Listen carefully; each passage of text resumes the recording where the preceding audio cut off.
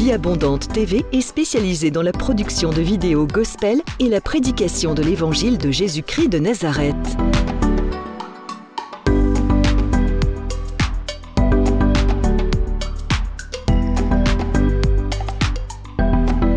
N'hésitez pas à vous abonner à notre chaîne YouTube Vie Abondante TV et sur notre page Facebook.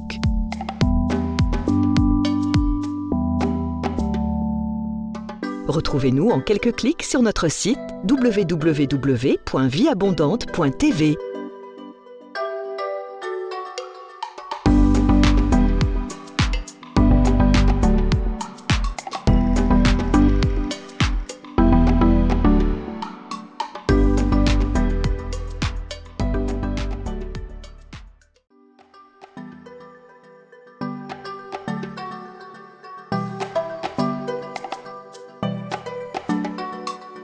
Vie Abondante TV est spécialisée dans la production de vidéos gospel et la prédication de l'évangile de Jésus-Christ de Nazareth.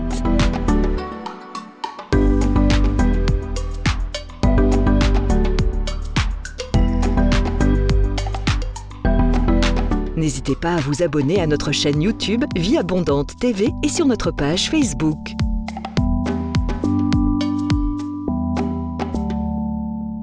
Retrouvez-nous en quelques clics sur notre site www.vieabondante.tv.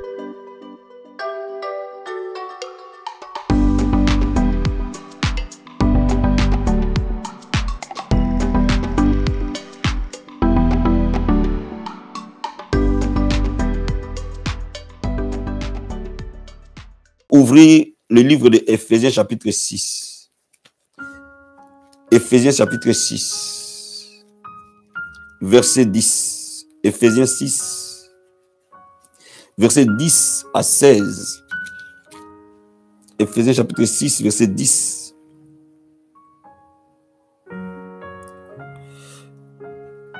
La Bible nous dit: au reste, fortifiez-vous dans le Seigneur et par sa force toute puissante.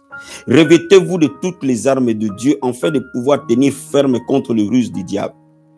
Car nous n'avons pas à lutter contre la chair et le sang, mais contre les dominations, contre les autorités, contre les princes de ce monde de ténèbres, contre les esprits méchants dans les lieux célestes. C'est pourquoi prenez toutes les armes de Dieu afin de pouvoir résister dans les mauvais jours et tenir ferme après avoir tout surmonté.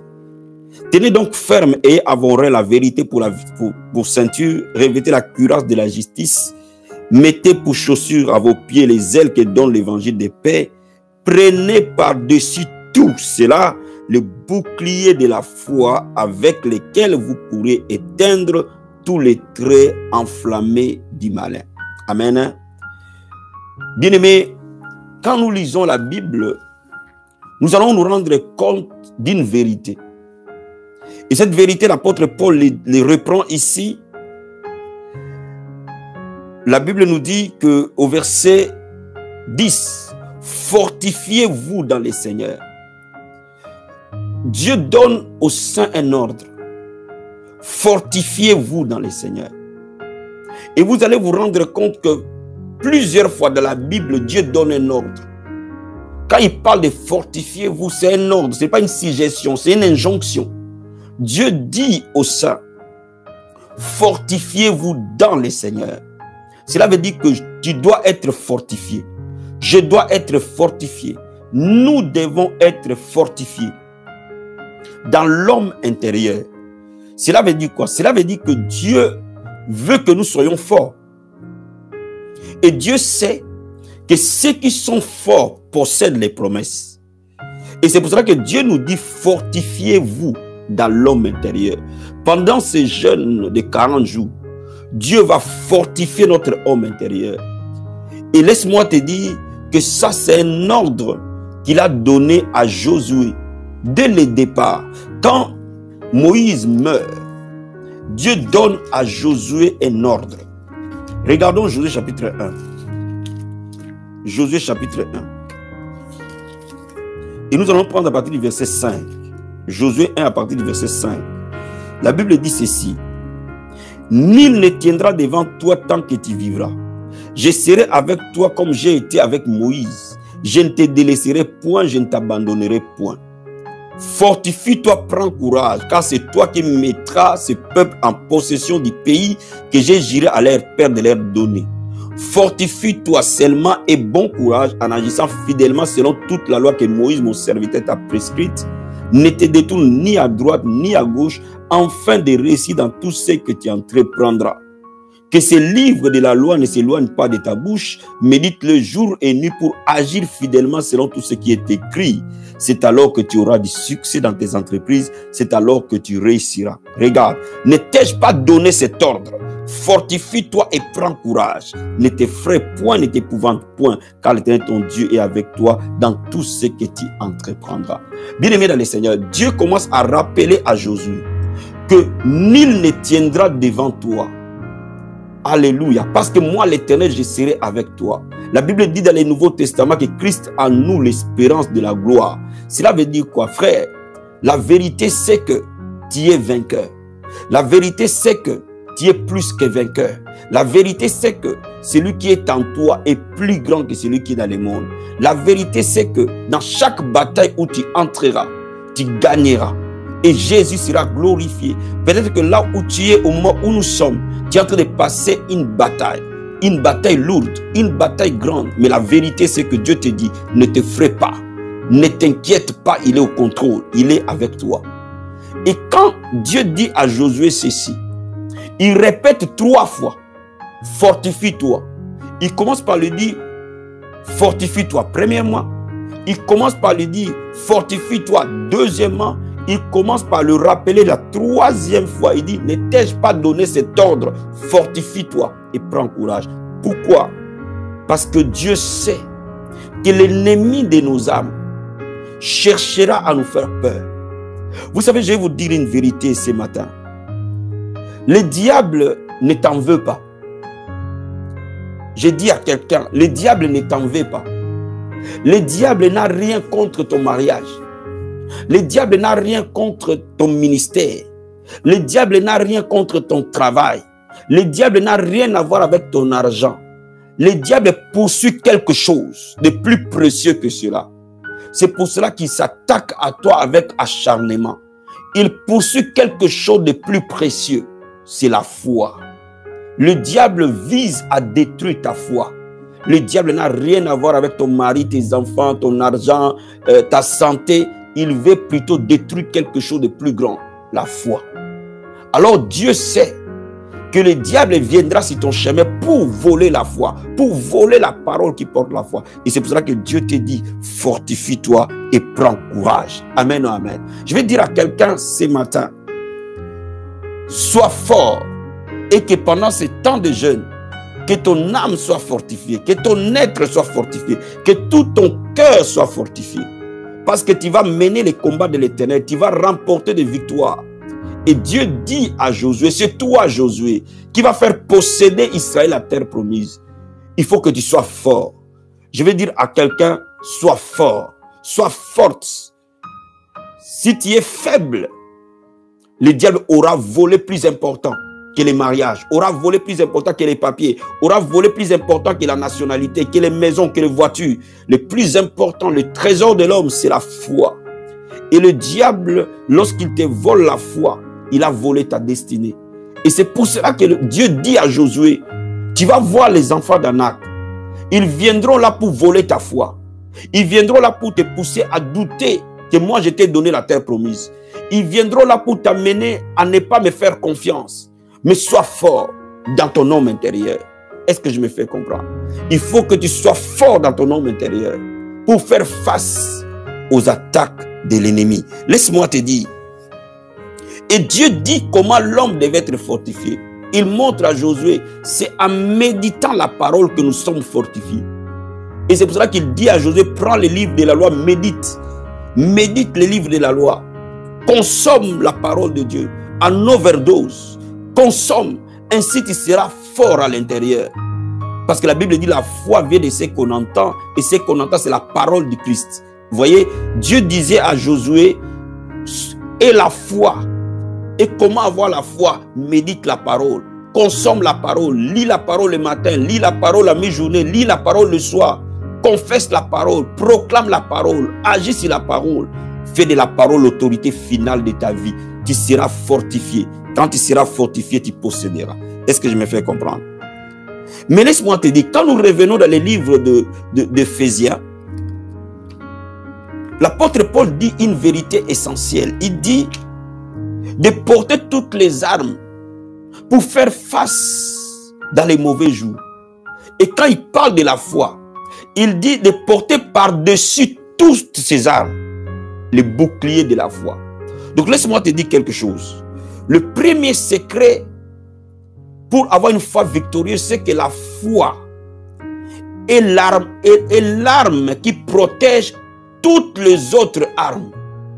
Au fait, la foi est posée par-dessus le casque du salut, par-dessus la ceinture de la vérité, par-dessus la cuirasse de la justice. Cela veut dire quoi? Cela veut dire que la foi est ce qui protège les autres armes que nous avons.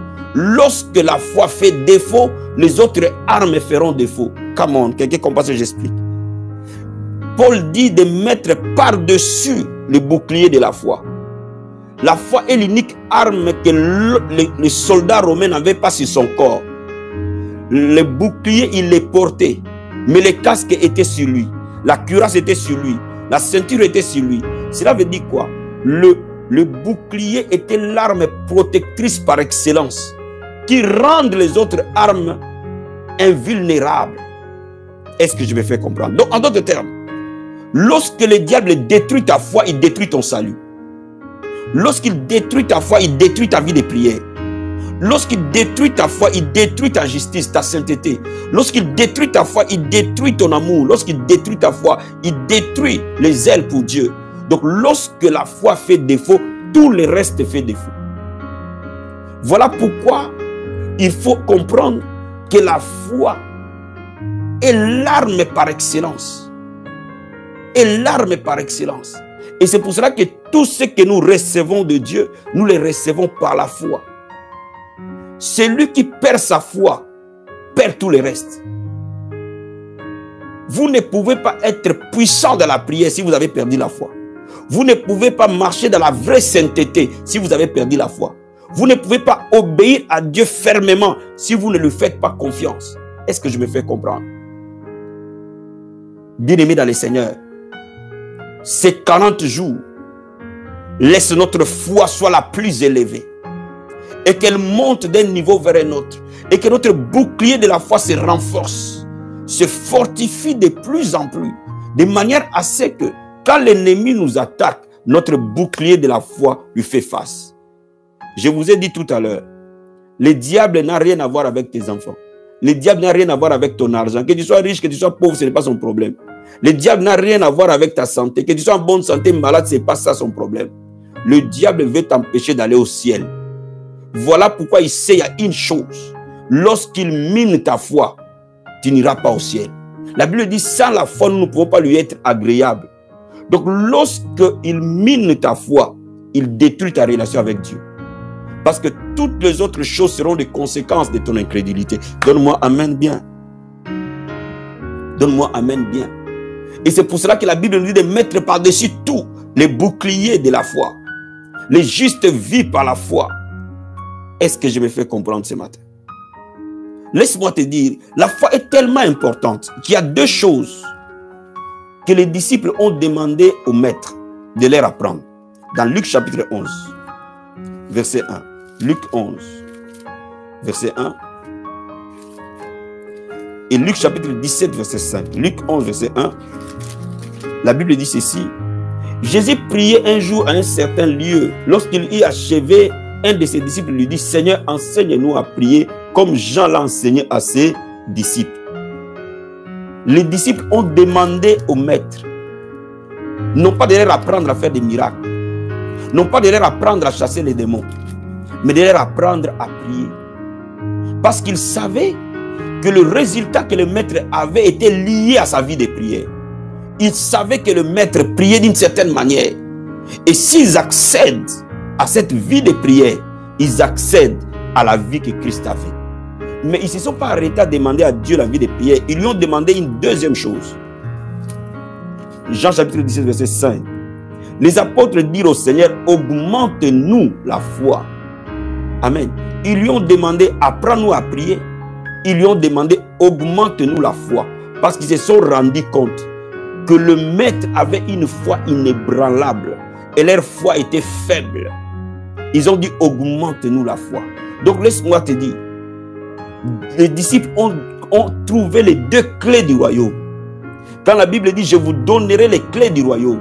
Les deux clés du royaume, c'est la prière et la foi. Celui qui a trouvé la vie de prière, celui qui a trouvé la vie de foi, peut tout faire. Tout lui devient possible. Avec la vie de prière, avec la vie de la foi, il vivra la vie de sainteté. Il vivra la vie de la crainte de Dieu. Il vivra de victoire. Il vivra la vie de domination. Il vivra la vie de percée. Il vivra la vie de témoignage. Il vivra l'onction de Dieu. Avec la foi et la prière, le royaume de Dieu devient accessible. Donne-moi amen. Est-ce que je me fais comprendre? Ça, c'est quelque chose de très, très important. Lorsque nous sommes nés de nouveau, Jésus dit, je vous donnerai les clés du royaume. Ce que vous ouvrirez sur la terre, dans les ciels sera ouvert. Lorsque vous accédez à la foi et à la prière, vous accédez aux clés du royaume. Et vous commencez dès cet instant à dominer, à régner. Le pouvoir change de main. Et le monde des ténèbres ne peut que se plier. Voilà pourquoi le diable fera tout son possible pour vous arracher la vie de prière, vous arracher la vie de foi. Parce qu'il sait que s'il les arrache, quoi qu'il en soit, vous ferez naufrage. C'est question de temps. Est-ce que je me fais comprendre? Maintenant, la deuxième vérité que tu dois savoir, que la foi est un risque. Jean chapitre 11. Jean chapitre 11. Verset 39 à 40. Jean 11, 39 à 40. Jésus dit, ôtez la pierre. Marthe, la sœur du mort, lui dit, Seigneur, il sent déjà, car il y a 4 jours qu'il est là. Jésus lui dit, ne t'ai-je pas dit que si tu crois, tu verras la gloire de Dieu? Bien-aimé dans le Seigneur, Jésus ici devant la tombe de Lazare est en train d'exercer sa foi. Jésus n'a pas commencé par ressusciter Lazare et voir que Lazare est en vie, avant qu'on ouvre la pierre, qu'on enlève la pierre. Jésus a commencé par dire d'ôter la pierre, d'enlever la pierre. Mais Jésus savait que cet homme qui était à l'intérieur sentait déjà. Jésus savait qu'il était déjà décomposé. Mais qu'est-ce que Jésus fait? Jésus utilise sa foi. Bien, mais toutes les fois que tu veux bondir par la foi, tu vas prendre un risque. Ici, Jésus a pris le risque de dire aux gens d'ôter la pierre. Et si Lazare ne ressuscitait pas? Bien, mais toutes les fois que l'homme croit, il prend un risque. Mais un bon risque. Si tu ne veux pas changer ta vie, ne prends pas de risque. Le monde ne nous enseigne-t-il pas que celui qui ne risque rien n'a rien? Bien aimé, je vais te dire une chose. Toutes les personnes qui ont marqué leur temps dans la Bible ont risqué leur vie à cause de leur foi. Abraham, en quittant sa famille et en allant là où Dieu lui dit d'aller, sans savoir où est-ce qu'il allait, il a pris un risque. S'il n'avait pas pris le risque d'aller là où Dieu lui demandait d'aller, il n'allait pas devenir le père de la foi. Moïse a pris le risque d'affronter Pharaon, la première puissance de l'époque, avec une armée de bergers, d'esclaves plutôt, une armée, un groupe, une bande d'esclaves. Il a pris le risque d'affronter Pharaon. Bien aimé, on le lit, on ne s'en rend pas compte que ce jour-là, devant la mer Rouge, c'est la mort de Moïse et de tout ce groupe-là qui s'est joué. Il a pris un risque, frère. Pour que David soit connu en Israël, il a pris le risque d'affronter Goliath. Le risque que Saoul n'a pas voulu prendre. Est-ce que je me fais comprendre? Bien, mais il fallait que Shadrach, Meshach et Abednego prennent le risque de désobéir à Nebuchadnezzar pour que Dieu opère un miracle dans cette fournaise de feu. Daniel a pris le risque d'affronter le roi jusqu'à descendre dans la fosse au lion. Bien aimé, tous ceux qui croient pour bondir dans la foi, vous devez risquer. Vous ne pouvez pas croire sans à un moment donné avoir pris les risques. Bien aimé, c'est risqué parfois de faire tête au médecin. Parce que toi tu crois. Mais eux, ils ont la présomption de connaître. Parfois quand tu crois à Dieu, c'est risqué parfois quand les gens te minimisent. Depuis que tu vas à l'église, rien ne change dans ta vie. Mais tu dis, moi je vais servir Dieu. Tu prends un risque. Parce que ces personnes sont des agents du diable pour détruire ta foi. Prendre le risque d'abandonner les copains, sachant que tu n'auras pas de quoi manger derrière. Et tu n'auras même pas de crème. Ceux qui ne veulent pas prendre le risque vont entretenir leurs copains. Mais ceux qui vont accepter de prendre les risques avec Dieu, en espérant que Dieu sera derrière, ceux-là croient. Bien aimé, j'ai toujours eu cette image quand je prêche la foi. Et cette image m'a toujours animé que la foi, c'est se jeter dans un vide. C'est comme si tu es dans un immeuble à 4 étages.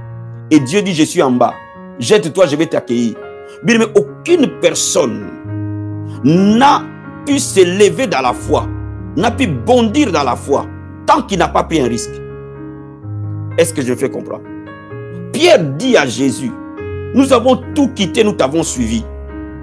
Qu'est-ce qui sera notre sort? Frère, Pierre a été un père de famille.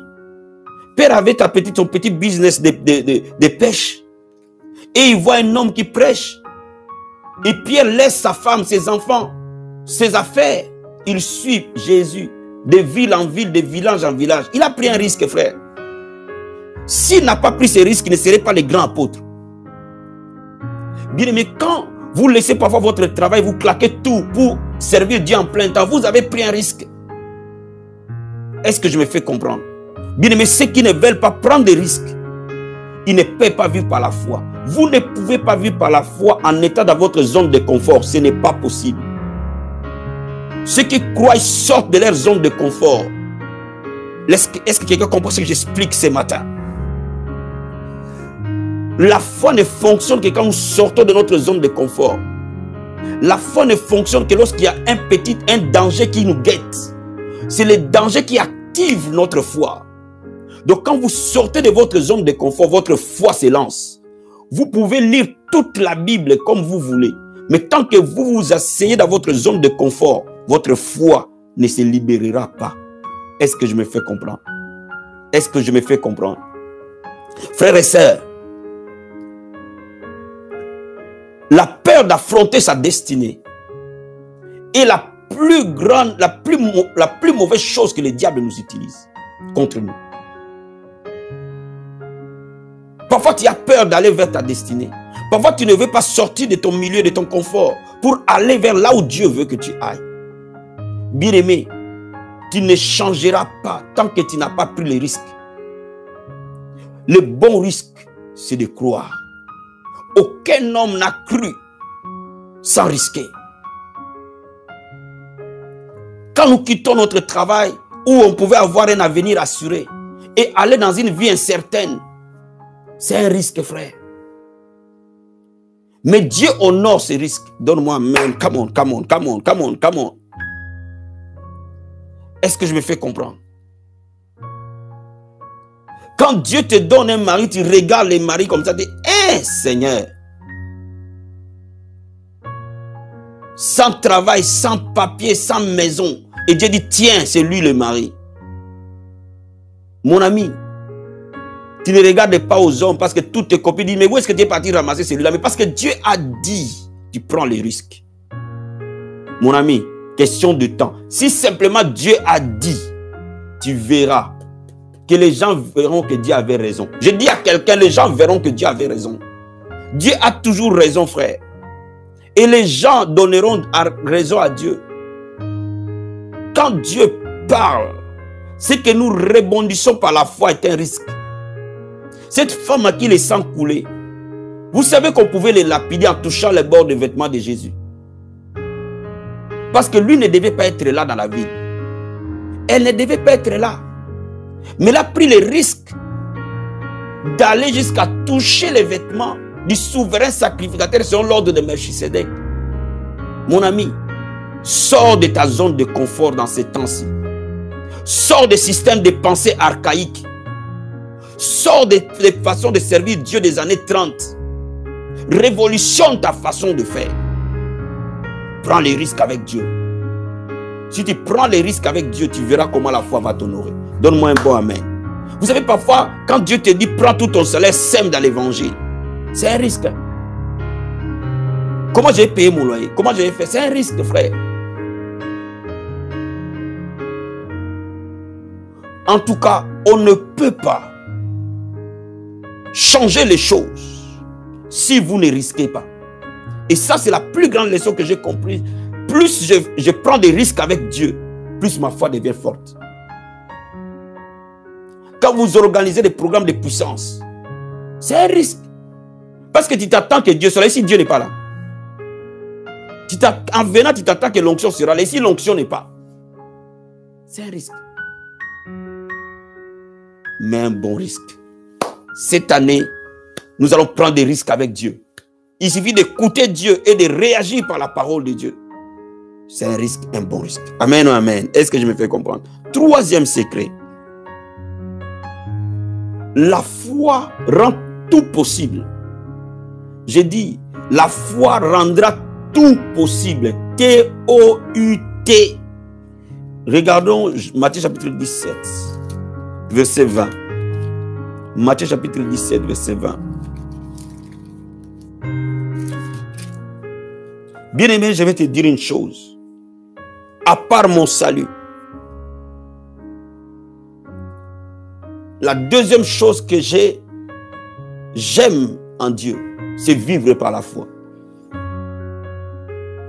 Ce que je garde le plus précieusement, c'est mon salut. Et ce que je fais tout pour garder, c'est vivre par la foi. Nous servons Dieu que par la foi, frère. Maman et moi, nous avons réalisé une chose. Le jour où nous arrêterons de croire, ce ministère va disparaître. Si ce ministère existe et continue à exister, continue à progresser parce que nous avons décidé de croire, le jour où simplement nous allons arrêter de croire à Dieu, à son appel sur nous, ce ministère disparaîtra. Bien-aimé, la foi va te maintenir, va t'amener à continuer à progresser, quelles que soient les tempêtes, quelles que soient les batailles, quel que soit le vent, quels que soient les orages, tu continueras à flotter, allant vers ta destinée parce que la foi n'échoue jamais. Regarde ce que la Bible nous dit dans Matthieu chapitre 17, verset 20. La Bible dit, c'est à cause de votre incrédulité, leur dit Jésus.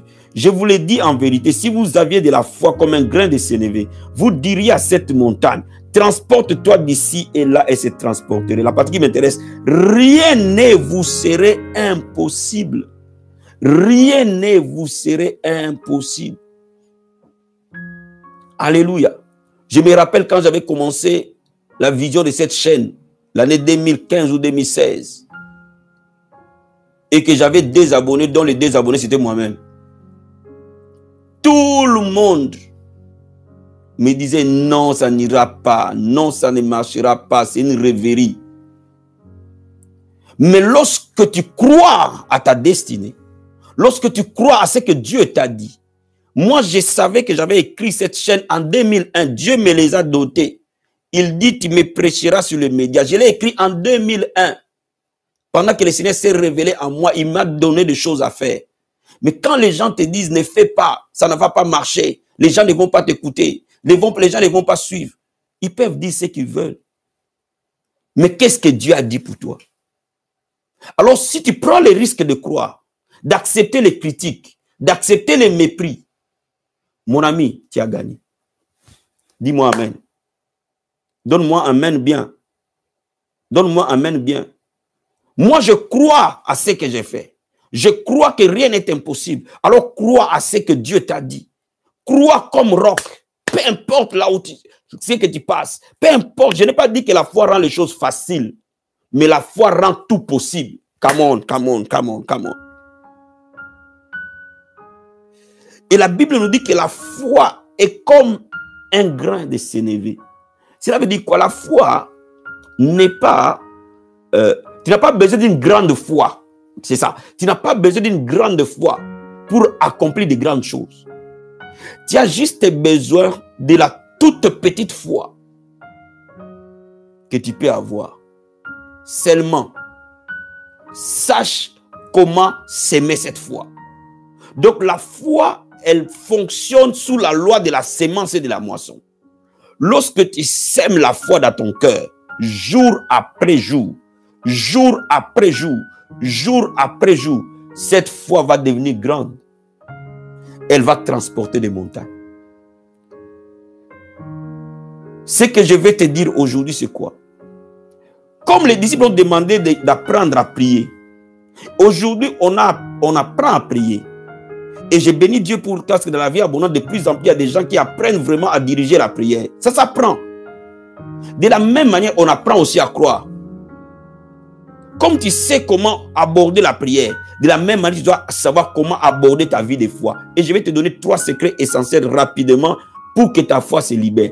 Première chose, si tu veux simplement croire, tiens ta Bible. Premièrement, quand tu te lèves le matin, lis l'Ancien Testament, lis. En mi-journée, lis. Le soir, lis. Avant de dormir, lis. Même si c'est quelques lignes, lis.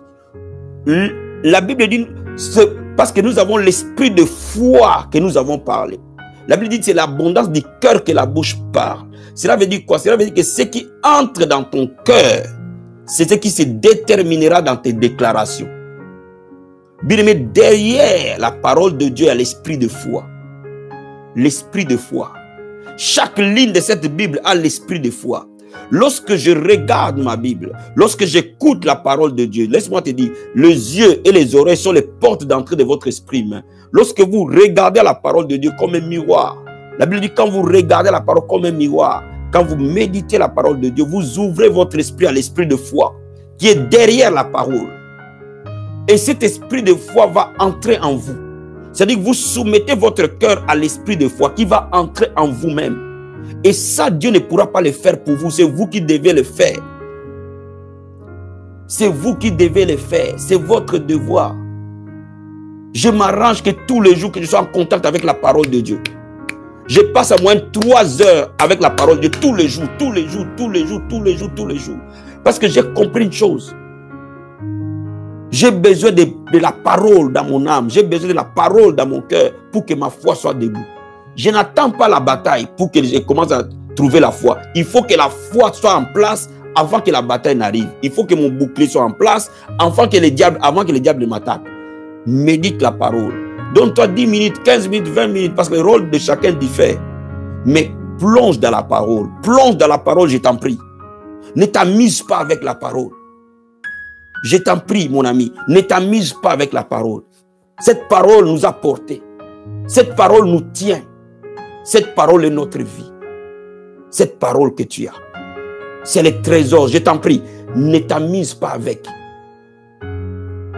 Consomme-la autant que tu peux. Première vérité. Deuxième vérité. N'arrête pas de dire ce que Dieu t'a dit. Ce que Dieu t'a dit dans sa parole écrite, ou dans un rêve, ou dans un songe, ou dans une prophétie, ou peu importe. Quelle est la promesse que Dieu t'a donnée? N'arrête pas de le dire. N'arrête pas de l'affirmer. Dis-le. Dis-le encore. Dis-le encore. Toutes les fois que tu pries, tu le dis. Toutes les fois que tu as l'occasion de le dire, tu le dis. Dans la conversation, tu le dis. Auprès de tes enfants, tu le dis. Même tout seul devant ton miroir, dis-le. Même en courant, tu le dis. My God, dis-le tout le temps, dis-le, dis-le. Ne le dis pas une fois. Si tu crois que tu vas te marier, dis-le tout le temps, tout le temps, tout le temps, tout le temps, tout le temps, tout le temps, tout le temps. Beaucoup d'enfants de Dieu, quand ils ont dit, ah, j'ai dit passer maître, si j'ai été guéri, j'ai dit 2 fois, 3 fois, ça n'a pas marché, ça ne marche pas. Qui t'a dit que ça ne marche pas? Avant que Jésus n'arrive, Dieu a commencé à le dire depuis le jardin d'Éden. Tous les prophètes ont parlé de lui. Tous les prophètes sans exception. Dieu lui-même les dit. Dieu lui-même croit. Mon ami, dis.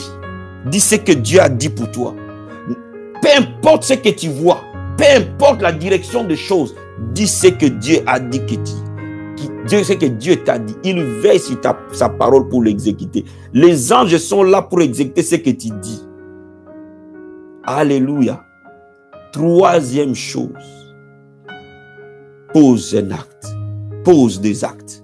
Pose des actes. De toutes les façons, plus tu auras dit, plus poser les actes deviendra naturel. Parce que les paroles vont contrôler ton corps, contrôler ton être, vont te pousser à poser des actes. Tu verras. Cette année, tu vas témoigner. Tu vas témoigner. Quelque chose va pivoter au moment peut-être les plus inattendus. Mais ce n'est pas que ce n'est pas les moments les plus inattendus, mais parce que ce que tu as opéré spirituellement va se créer physiquement. Est-ce que je me fais comprendre? Dis-le. Dis-le. Dis-le. Dis-le. Quand nous étions 7, nous avons dit que nous serons dans les médias. Et nous sommes dans les médias. Quand nous étions 7, nous avons dit que nous allons faire 2 cultes. Et nous les faisons. Quand nous étions 3, quand nous étions 2, nous n'avons pas attendu le nombre de gens pour que nous puissions dire ce que Dieu a dit de nous.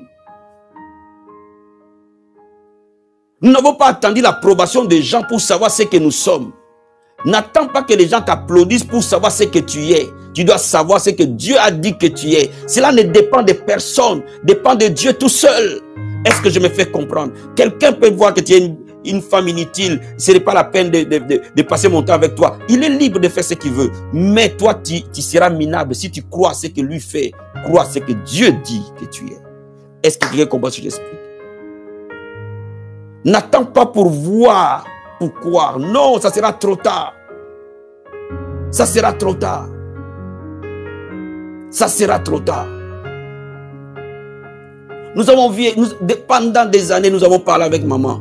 Tous nos loyers seront payés tout le temps et à temps. Tout le monde a compris. Nos loyers seront payés tout le temps et à temps. Mon ami, on paye ces loyers. Comment je ne peux pas t'expliquer, mais on les paye. Même s'il reste un jour, même s'il reste une minute, l'argent sort toujours pour être payé. Je ne peux pas t'expliquer comment. Mais la foi ne s'explique pas. La foi, ça se vit. Lorsque tu commences à vivre une vie de foi, tu commences à vivre une vie de possibilités. L'erreur que nous commettons, nous devenons plus ou moins incrédules, nous les chrétiens. Au fait, nous témoignons quand nous voyons quelque chose s'est passé. Ah, Dieu a fait. N'attends pas que Dieu fasse. Toi, lance là-bas les choses. Et Dieu réagira à ta foi. Dieu honore la foi, frère. Là où il y a la foi, Dieu honorera cette foi nécessairement. Ne fixe pas tes yeux sur la tempête. Ne fixe pas tes yeux sur les circonstances. Fixe tes yeux sur Jésus. Fixe tes yeux sur la parole. Aligne-toi avec la parole. Saisis la promesse. Prends-la comme le trésor de ta vie. Prends-la comme les richesses de ta vie. Et vocalise-le. Va sur le chemin de la vie en l'annonçant, en les criant, en les chantant, en les proclamant. Va en face de l'adversité. En face du diable, crache ses paroles. Et en les regardant en face, Dieu a dit que par ses meurtrissures, je suis guéri. Dieu a dit. Dieu a dit. Ça suffit. Frère, quand Dieu dit, ça suffit. Ça ne peut échouer que si l'homme dit. Mais si Dieu réellement dit, ça suffit. Ce que Dieu a dit pour toi suffit pour changer ta vie. Alléluia. Alléluia. Tu es l'artisan de ta destinée, frère. Ne laisse plus jamais le diable commander ta vie. Prends cette destinée entre tes mains et je dis à quelqu'un, fortifie-toi. Tu es en train de gêner. Dis que les promesses.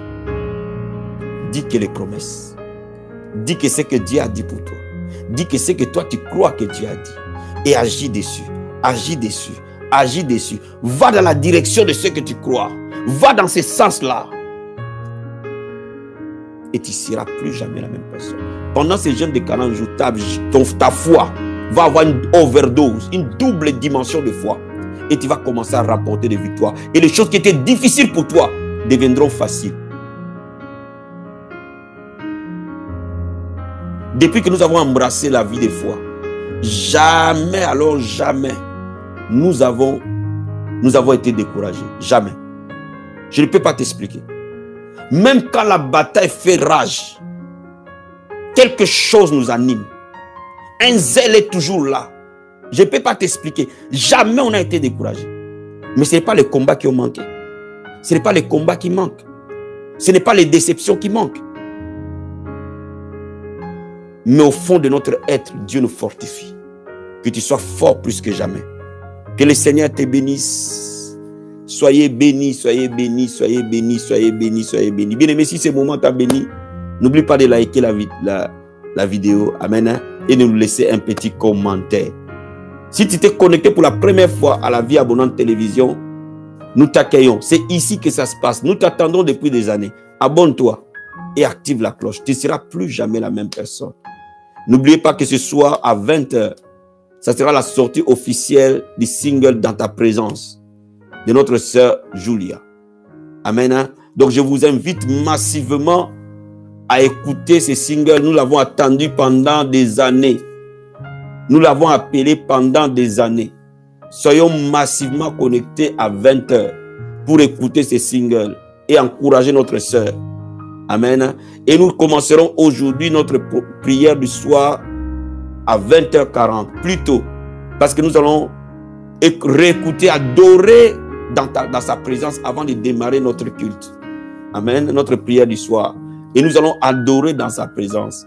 Et à la fin, nous parlerons aussi de quelques instructions concernant la réussite de ce single. Que le Seigneur vous bénisse abondamment. Et je vous dis à ce soir, à 20 h, tous connectés sur la Vie Abondante Télévision. Bye. Que Dieu vous bénisse. Ciao.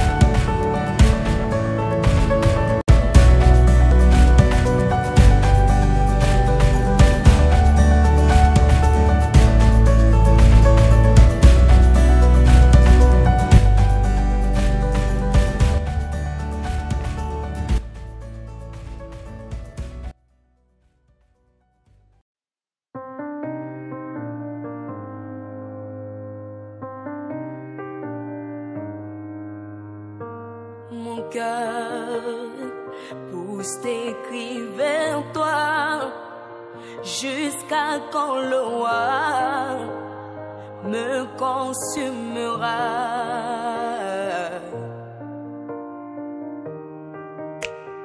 Pourquoi tant de temps, tandis qu'à la croix tu as souffert pour moi?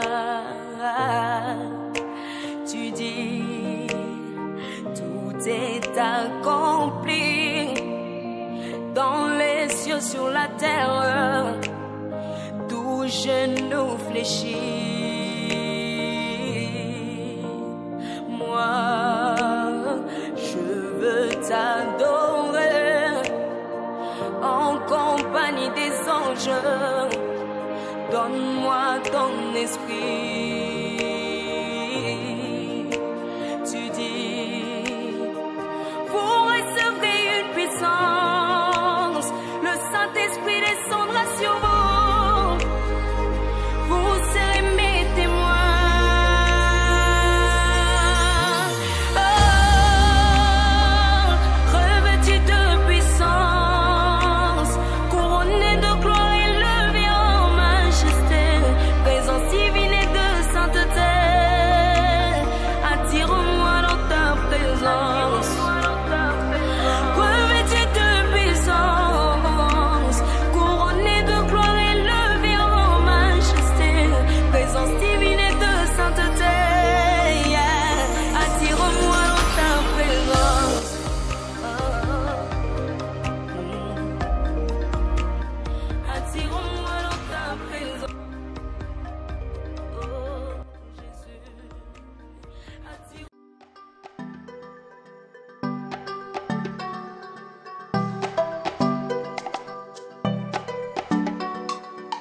Vie Abondante TV est spécialisée dans la production de vidéos gospel et la prédication de l'évangile de Jésus-Christ de Nazareth.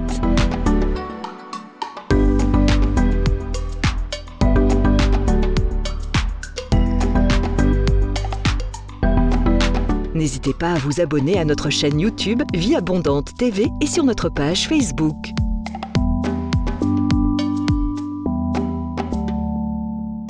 Retrouvez-nous en quelques clics sur notre site www.vieabondante.tv.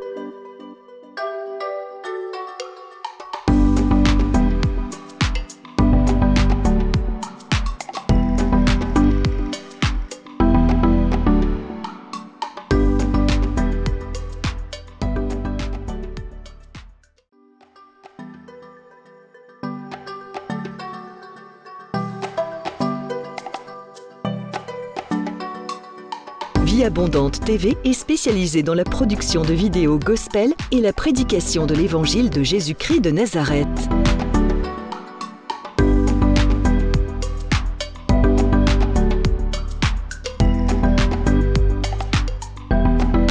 N'hésitez pas à vous abonner à notre chaîne YouTube Vie Abondante TV et sur notre page Facebook.